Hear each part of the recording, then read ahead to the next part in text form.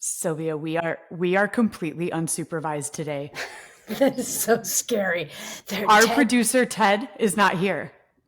Wait, he let me in the producer studio? Oh, shit's gonna get real. This is a big deal. First of all, why do you think he chose me to produce instead of you? Because I'm in Hawaii and you're more responsible. And he's trying to make he's trying to really lift you up. The Hollow Buddy. And we all feel hollow sometimes. Welcome, bunnies, to the Hollow Bunny podcast. Welcome back, and welcome if you're just joining us for the very first time. If you are, be prepared to be completely blown away, because I am standing in as the producer for the one and only Ted Madden. Fucking big deal. So I'm in charge. Big deal. It's a big deal. Yes. I am Kristen Zeman, and I am here with my effervescent, maybe even sunburned, maybe you're sunburned because you're on the beach in Maui, co-host Sylvia Moyer. We are both former police chiefs. Well, you're currently in the policey business. I'm retired. But the Hollow Bunny bot. I'm having trouble speaking today. You're in charge and you get all like you shit the bed. Come on. I'm high on power. I'm drunk on it. The Hollow Bunny podcast is not just for cops. It is for anyone who is interested in talking about life and leadership and lessons. I didn't know there was an alliteration in there. That was not purposeful. But these lessons, they fill up the Hollow Bunny metaphorically. Syl, why don't you tell us who's filling our bunny today? Kristen Zeman, you're not going to believe it. It's Jonae Harrison. I gave the spoiler right at the beginning. Jonae grew up in Oakland. She went to Georgetown for undergrad, Tulane Law School. She served as an attorney over in the Dominican Republic, and she specializes in an array of things in the legal world. Jonae came into my field of view when she was working in Arizona for Chicanos Por La Causa and advancing a lot of the initiatives there. She then worked to advance diversity, equity, and inclusion in communities. And now she's a big shot. She's a big ass deal. Big deal. Big deal, Kristen Zeman. So she is the Chief Operations Officer for Adelante, and she is working on sustaining healthy communities. But even more than that, Kristen Zeman, this Jonae Harrison is this incredible mix of service, of soul, of heart, of equity, of inclusion, of this incredible intellect and doing the tough work. She's really a good time. She's a fantastic person. She's a beauty. I mean, what else do we say? Well,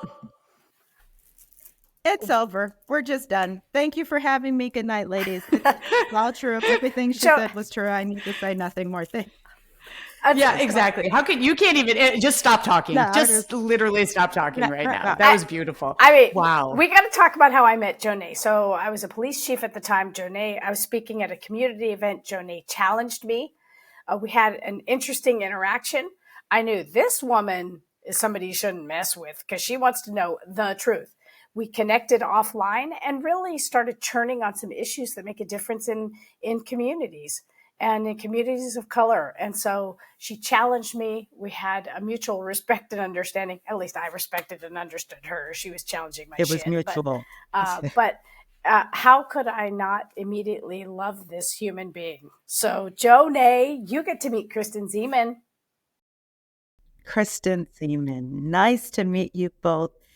So, Chief, you did me a lot of great latitude of introduction, and I appreciate that. It was mutual, but I also know then if anyone is hanging with Chief Sylvia Moore, then Chief Kristen Zeman is also a force to be reckoned with. So let's hope I can keep it up today, ladies. Jonae, and now she's a producer. Jonae. Now she's a producer. I am a producer, Jonae. Oh, I apologize. Jonae, I want to hear about your recollection of that first meeting. Would you describe it in the same way that this is happening? Moyer? Well, Chief Moyer really gave the diluted version. The one that she normally tells has me throwing paper airplanes from the back of the conference room, interrupting, haggling. No, it's really not that bad. But what we did is I recognized that in her presentation, it was more than just fluff. It was more than just surface, and I could hear a true commitment to community work and integration and making a difference. And so when you recognize that, not just in people around you, but people in positions of power, that's what it is, right? The privilege of power, but there was this humility and this real desire to learn as well, that it's a two-way street of education.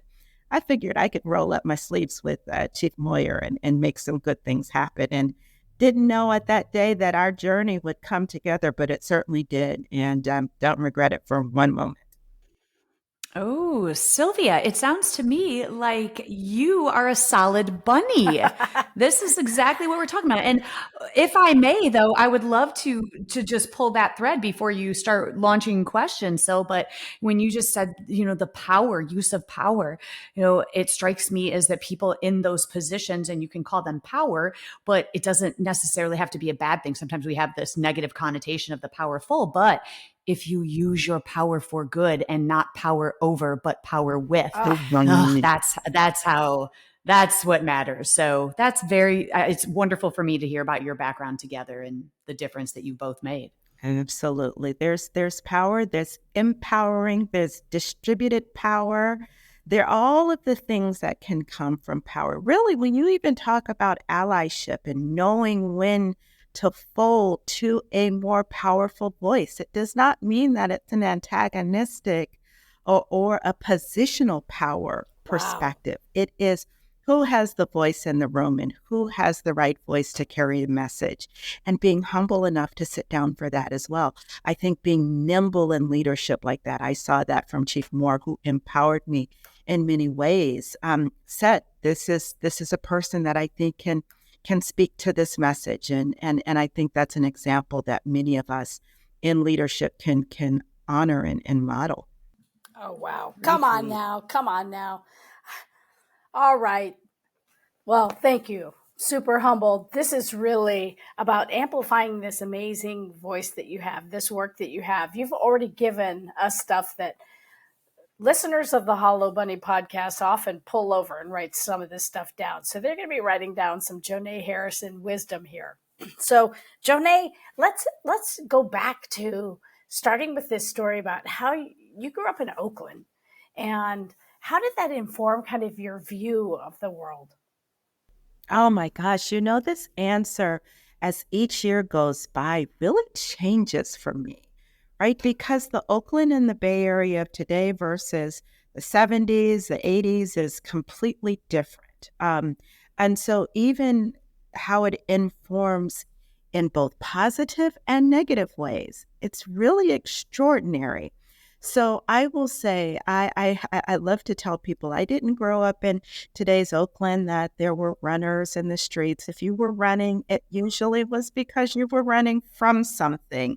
There was a helicopter overhead, and this is not an exaggeration to me. I went to sleep with the sounds of helicopters and spotlights in my backyard and gunshots. And it wasn't until I probably was in my 20s and I was living in my own home, and I lived in a particular area that was very quiet. And at maybe 26 years old was the first time I noticed silence, right? I could, and I was laying in bed and I said, what's missing? The power of absence of things that you take for granted. And so it informed me in terms of my parents would say, sure, your choices, Jonae. You can be a teen mom, you can get into gangs and violence, or you can use education as your avenue away. And so education, boarding school, I left home at 13 years old to go to boarding school because I knew my choices were that disparate, right? I'm 5'3.5" on a good day. I speak like I'm 6'3" on any day. But the truth was I was tiny with big glasses and I got bullied all the time, right? And so you don't go into public schools like that. Yeah. And so when I went straight through for college and for law school, and when I got to practice, one of the things that stuck out for me, I worked in the Maricopa County Attorney's Office as a prosecutor. And I enjoyed so much that work because, as you all know, in law enforcement, that besides the judge, the prosecutor really has the most power in that courtroom. Heck yeah. To make a plea, to talk about what kind of charges are presented. And so it was my mission to work in juvenile law. At that time, I'd been a tax attorney for 6 years. And when I went over to MCAO, they said, "What do you mean? We want you in white collar crime." I said, "No, I can make money differently. I want to be in juvenile law because I understand these kids and I understand the background that they're coming from." I got to talk more with the defendants in that time. We went to charter schools and alternate schools talking about how to avoid criminal sanctions and criminal interactions prematurely. What are your rights? How do you know what truancy is like? Just a collaboration. So all of that informed having this real sense of connectivity to people and purpose. Can we go backwards, because I don't have the benefit of knowing you like Sylvia does, so there's just some major gaps here for me. So I'm hearing Dominican, Tulane, Georgetown, and you went away to boarding school. So you're at boarding school. At what part in your life are you thinking, I want to go to college and become an attorney? So please pave that path for me about how your life unfolds in that way, in that chronological order. And Kristen, you are not far behind. It has been that journeyed and that storied of a history, and proudly so. So I grew up, Kristen, saying I wanted to be a preacher and a lawyer. 6 years old. I remember I was in the backyard looking up the crack house next door. This is not a joke. This is the truth. The roof of the crack house next door. And I said, a preacher and a lawyer. Okay. A preacher and a lawyer. Okay. And not just a lawyer. No. I was very specific in my dreams. I wanted to be an international real estate attorney. Had no clue what that meant. None. But it sounded so good. I love it. But actually, Kristen, I ended up doing both. So I feel like I will take you on a journey, right? So it was this commitment to, that was my foundation, the church, right? Having a Black female pastor, which born when she passed away was 95 years old in 2021. So she was born in the early 1900s, and having a female strong leader, that was that role model for me, what it meant to be a preacher, right? A woman that could carry a sermon and hold an audience and, preach love. And so I held that. But I knew, as I said, that I wasn't a sports person. I wasn't, super athletic, but I was educationally inclined.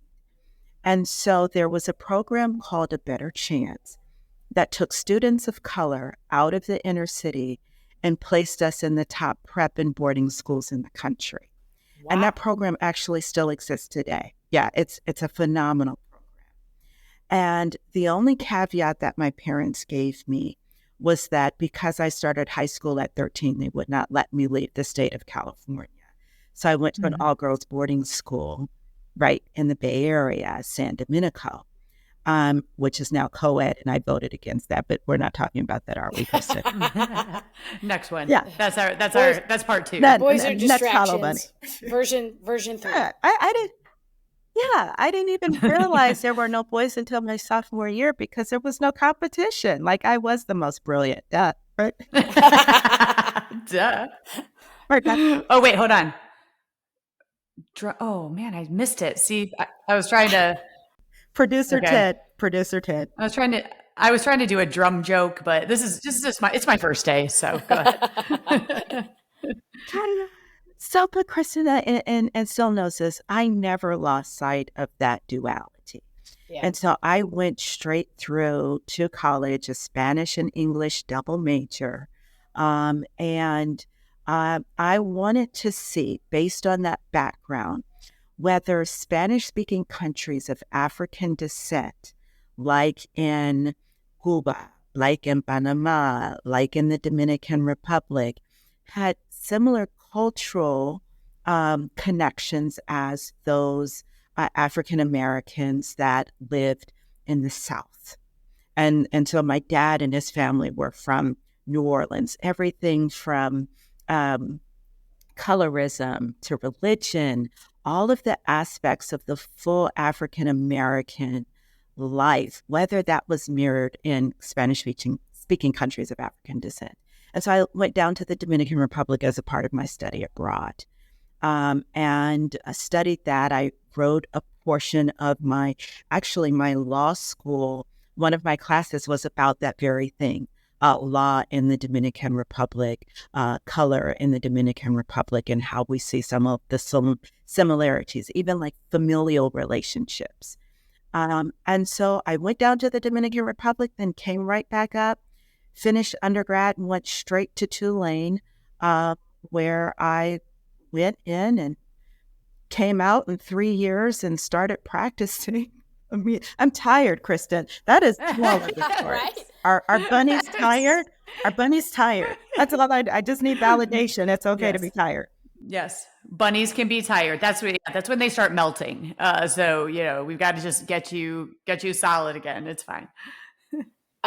Amazing. So even in that, it's a blessing. It's a privilege. And I was even going to say, and then I'll be quiet because there's questions and answers. But one of the things that I was able to do in practicing law, I lived in Texas for a little bit, is I walked away from full-time practice and went into ministry full-time. So I actually was able to be a preacher and a lawyer. So you did both of those things. I did. Fulfilled those dreams. That's absolutely incredible. Wow. Impressive. Right. And now you see, Kristen, why my mouth just hangs open, that I am in the same kind of atmosphere as Jonae. And Jonae, all of that informs how you show up, right? And so much of what we talk about is, look at all these experiences you've had. Is there one that took you down a leadership path, down a life path, that but for that one experience, you wouldn't be this influential COO that you are now? It's very interesting. That's a really tough question, because I think this has been a collection of experiences that I always have to go back to people first, right?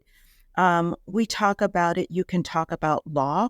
I was at Department of Treasury as a tax attorney for the feds, and had a letter from one of the taxpayers to my boss that said, but for Jonae, this would not have been a good experience. I was the opposition to her. I should have been in an antagonistic role for her, but I wanted to make sure that she was okay. Right? Shifting over, working in ministry, it's like making sure the heart of a person is taken care of. I say here in this current role, 2023, people over profit. That's not a model that you hear a lot of times, especially in corporate world. It's like, well, but how do you make profit but by prioritizing the people, right? That people feel valued. Jonae. So, and it sounds to me, there's no wonder that you're tired, because you have lived 1,000 lives. And I think that is what is the most special, because all of these things that you set out to do, you've checked that box. So then tell me and help me reconcile then, you're, doing ministry and then practicing law, you work in Tempe. So then how does this translate to healthcare? Yeah. And, what in that combination of those 1,000 lives that you have lived, is what you're practicing now in alignment with this, purpose and mission of, people over profit. I love what you're saying, and it does. And it took me looking hindsight, because mid-career, it did feel disjointed. And I like to talk about that a lot of time with young people and young professionals, that they think that the path has to be linear. but the path is truly dynamic as long as your eye is on the lesson and the character building that happens in each of your positions. That you never leave a job without having also acquired a talent, a skill, which should also include people. So for me, Kristen, when I look at, I've done tax and bankruptcy and immigration and prosecution. And then when I stepped away from law altogether, ministry allowed me to take that courageous leap to focus only on people. But here's the amazing thing is that I did this in a very healthy environment. When you look at corporations and climbing the corporate ladder, it's very fraught with tension and competition, and nobody's caring how you're doing personally. Really, it's what kind of results, what are your deliverables, what are your KPIs, right? Key performance indicators instead of people focused, right? And so when I stepped away and I actually went into ministry, it was at a 10,000 person congregation. I worked in the youth department over operations of 1,000. So I'm running operations and the most healthy environment that I could learn that, right? And so I take that and then I shift over because I'm no longer doing law on a full-time basis. And I move over into policy work. That's where Sil and I met. So someone said to me, practicing law is like looking at law from the rearview mirror, whereas policy is shaping it from the front windshield.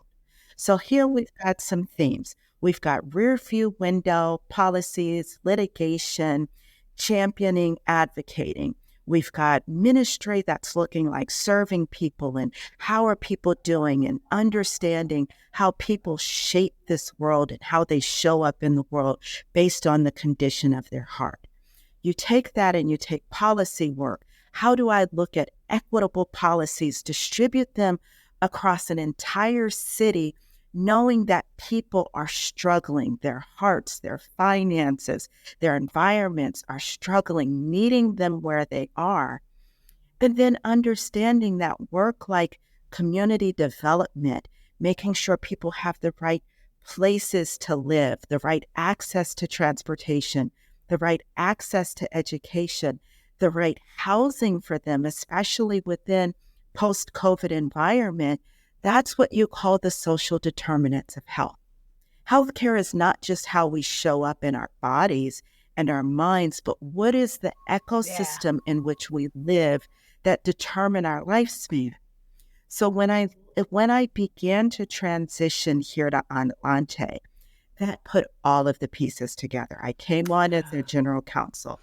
Immigration, employment law, contract law, prosecution, defense, all of that was honed together under general Synchronicity. counsel.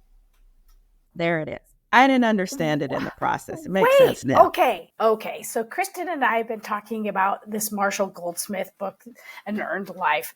And in it, he talked about how not the one-trick pony, that kind of condemnation, right? So we say that, and it's like the person that only does one thing. Let's put that aside. But the one-trick genius, right? And how this whole, it's like, you just described what Marshall Goldsmith described when he talked about it's like a loaf of bread, right? It takes this whole career, this whole time, all of these years, all of these experiences like a loaf of bread. Each thing that you described is like a slice. And now you are Yes. in this place, Jonae Harrison. We take all those slices, and now you're down to maybe 2 slices that are really your genius. And that, You know what's interesting, Sil? And I didn't mean to cut you off. please do. One slice can feed one person. One loaf can feed a family, right? Right? Whoa. I was just going to ask you where you came up with that loaf metaphor, but then she just took it to another level. So I'm not mad at it anymore. You're But I not. was like, a loaf of bread? Really? That's how we roll. Miss Jonae, you just gave all of the Hollow Bunny podcast listeners something really important. And those that are early in their careers, maybe mid-career, they're like, gosh, I've tried this specialty, that specialty, and I went to detectives, and I went to, all these different things, name it, in an organization. And you've just given them this beautiful permission to lean into that and to be okay with trying all these specialties to find that thing that you're really frigging good at. You just gave this incredible gift to people. Not only that, and I love because you mentioned it earlier about the advice that you give, especially to young women.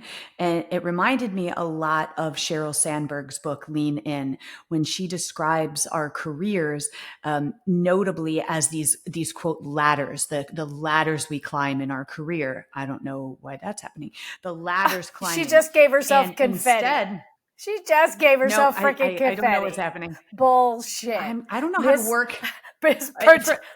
Listen, bunnies, you can't see us, but a confetti just fell behind me, virtual confetti, and I didn't do it. So I didn't touch any of the controls, producer Ted. I don't know what is going on. But anyway, to finish my thought, please do. To finish my thought is that this ladder, right, is like this quote ladder of success, when she says that instead, our lives, especially our careers, are more like monkey bars. It's where we're kind of swinging from one place to another, and then we fall, we dust our knees off and we jump back on. And, it is in doing that and kind of exploring all the different areas on those monkey bars where we really become aligned to what we love to do, or even more importantly, what we can best serve the world, what talents that we have that best serve others. And that sounds exactly, we can use any metaphor, but that's exactly what you're saying. And I love that advice in giving it to young people. And you would be one of the ones I would hold up and say, model this, just live 1,000 lives, all the things. You can be a minister, you can be an attorney, you can be all of the things, and to continue doing the work that you do that align to that higher purpose is the mistake is to miss an opportunity. Yep. No, before that, the mistake is not to recognize an opportunity, because you're so geared towards that next monkey ring, or you're so geared towards that next moment that you fail to fully capture what you're gathering and gleaning where you are, right? And oftentimes, and there's so many studies about this in workforce and pay equity and what we as women do and what we think we're worthy of and what salaries and what job descriptions and what positions we can take, then it's always a barrier for us. But when you mightily note and are conscious and cognizant of the work that you're doing, the impact that you're making, it's not a prideful thing. It's also, when the 1,000 lives gets very tedious, to be able to celebrate some achievements as well. Because if you can't look back and say, well done to yourself, you'll never be able to thrive, even if you get that recognition externally. If you can't believe it about yourself, no one can convince you otherwise. Yeah, it's like without a doubt, right? And so I want to pull on this thing with you, Miss Jonae. You've served in all levels of government, local and federal. I can't see you as a tax attorney. I mean, you're way too good of a time to be a tax attorney, but hey, that lady was super pleased. Come on. But I can't see I had a red briefcase. Does that matter? I had a red briefcase. Fabulous. Kristen and I love talking about our bags. That sasses it up. Yeah. That's the routine. Okay, so I have a question for you, because a lot of our Hollow Bunny podcast listeners want to know about the difference between private and public service. I mean, are there leadership differences? How can you kind of put a light on that for us? Those of us that really want to know kind of the distinguishing characteristics with that. Oh, I can. And now I have to decide what level of truth to give. I think our rating is right. Our rating. There are benefits to them all, right? There is a certain level of verve and drive within, and pace, I will say, within private practice. But before I even say that, I think there's really a fallacy in starting what the difference is between private and public practice. I'm going to pull us off just a little bit. I think the first question is who you are as an individual. and what's important to you, right? Because oftentimes service work is oriented around a story that is other, right? And it's not to say that climbing the corporate ladder does not make a difference, right? This is the true transformation that we're seeing in technology and AI, and that is not in the public realm. In fact, all of our leaders are praying to the feds, please do something on AI regulation. So we're having true impact there. But what is it that rings your bell as an individual in this phase of your life? So, for example, private, for me, was not aligned to who I was as a person. Okay, I there's the wanted key, to right? be yes. Say that again. I wanted to be able to be, it wasn't aligned to who I was as a person. Okay. I wanted to show up authentically as my full self. I did not want to have to fit into a mold that fit into a matrix that allowed me to rise in a system of merit or increase or hierarchy. I wanted to show up fully as myself, playing the game that was written for my life, not another's, and how I unfolded my career. And I found, that doesn't mean it's everyone's journey, a little more latitude for how I was built to stay within the public nonprofit sector. But the keys and the skills that are honed within private are oftentimes those things that sharpen and help to elevate some of the public sector work. So it's a wonderful myriad of both worlds. Ha, that's so cool. Okay, so how have you dealt with conflict in mission? Right? Let's just say, I mean, that's one of the leadership things. Those that listen to the Hollow Bunny podcast want to get little bites, little nibbles on their life and on their leadership journey. So how have you dealt with conflict as a leader? I mean, I'm thinking maybe the minister piece made you not bitch slap people. Or at least pray faster about it. You're like, bless your heart. Like, Right.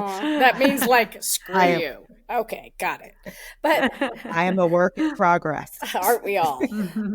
Right.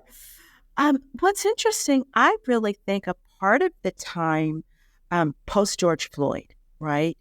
And where my father did diversity work, and really his entire career and profession. And so you go from affirmative action to EEO to diversity and inclusion to diversity, equity, and inclusion. And my dad would say to me, I've forgotten more than you'll ever learn. And it was, right?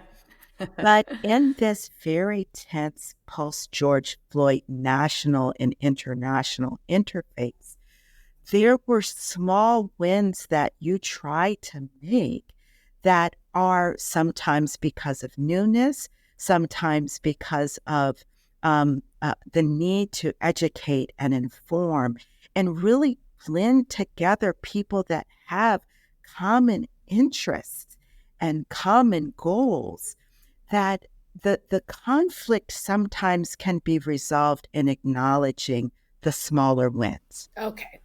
Oftentimes we want to have these huge gains and these huge leaps. And that's the same thing that I'm saying personally, without failing to say, here was this micro bite we both took together, even in the face of conflict, right? Yeah. So then even to what Sil was saying, in terms of trying to work within a position of service, right? That certainly within the church context, right? People come up as people. The ministers are people. Everybody has a bad day. And recognizing the humanity in each of us, instead of leading without empathy, how about to switch your perspective to be an empathetic one in the face of conflict? That's what I think about. Yeah, that's a big deal. I mean, okay, so we're kind of getting toward, the closing kind of pieces of our Hollow Bunny podcast time with Jonae Harrison, an amazing person and leader. So, okay, Jonae, have you worked around a hollow bunny like that? Come on, what it look Well, like? listen. Here she's like, look, listen. Mm-hmm. Oh, We need first to of all, I ask have this to of say I all love of our your. guests. Wait, say it again. I'm sorry.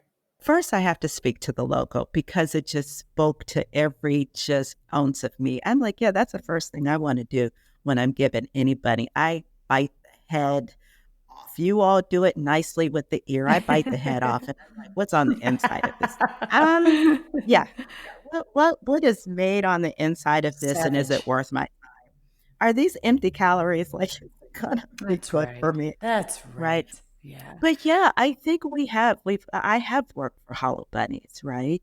But again, in the context and really the theme of what I'm sharing is there were plenty of Hollow Bunnies that could have sent me off rail and off track Yeah. and derailed me from what my purpose was. Because oftentimes Hollow Bunnies will also keep you limited and in the shadows, Huh. right? Because there is no substance. And so when you recognize that Hollow Bunny is female, Hollow Bunny is male, Hollow Bunny is a system, right? Mm-hmm. I came up with this saying is sometimes you face opposition not to derail you, but to see how committed you are to the process. So Ooh. when you have a Hollow Bunny that's in front of you and trying to get you off guard and have you jumping in too early or too late, how do you reposition? And how do you figure out when to leverage, because they're still there for a reason, how to leverage, how to begin to build on, but still trust and push what your purpose is in that organization, which also means who are the bunnies that aren't hollow in there that can sing and certainly support the work that you're doing. And I have met a lot of bunnies that are filled with nice truffles. Mm-hmm.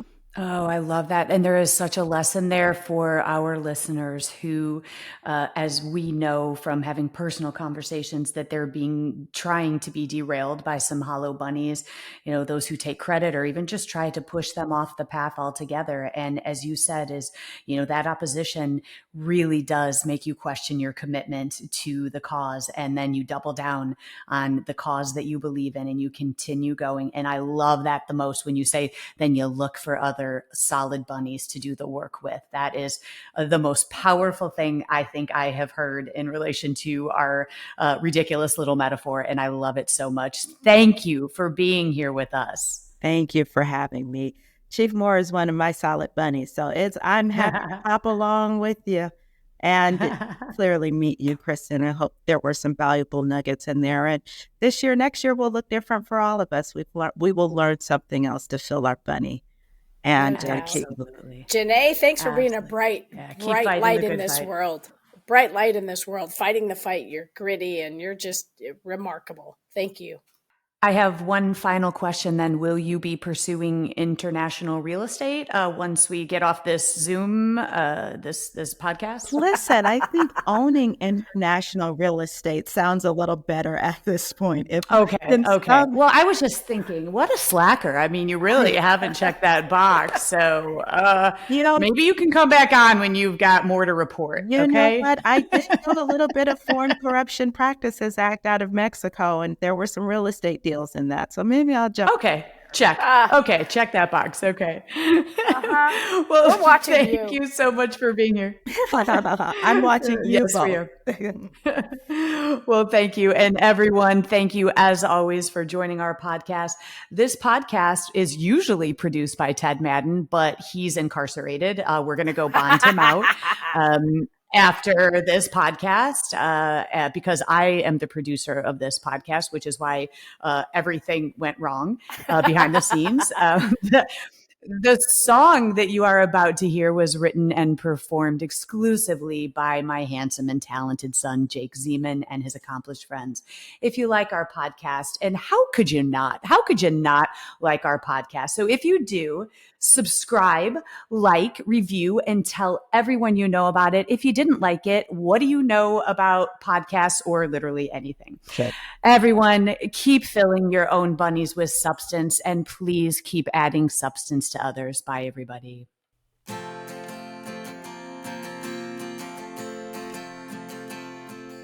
When you look inside, what do you find?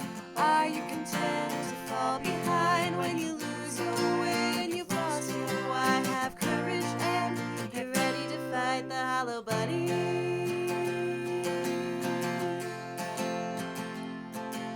When the way ahead is covered in smoke and you're tired and you're scared and you're losing hope, you'll open your heart and your eyes to see a challenge and a question. Why not me? To fight the hollow bunny.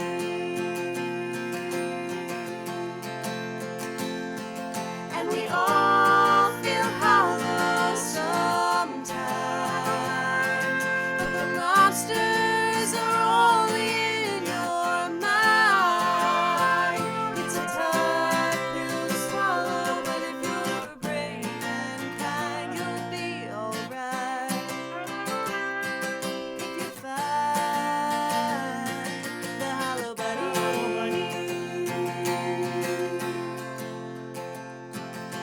When the challenge ahead scares you to death, you tame the imposter inside instead. To change the world, you've got to start small. It takes a leader to say, I don't know it all, and I know I'm gonna fall, but I'll pick it up and come back stronger, failing forward and moving onward, doing the hard thing and the right thing, forever fighting the hollow bunny.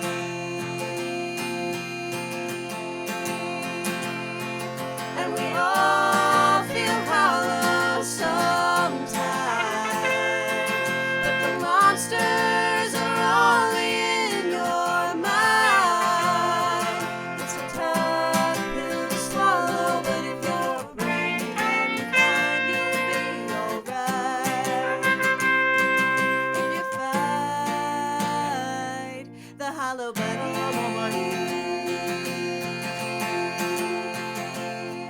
If you're tough on the outside but empty within, something's gonna crack. You've got to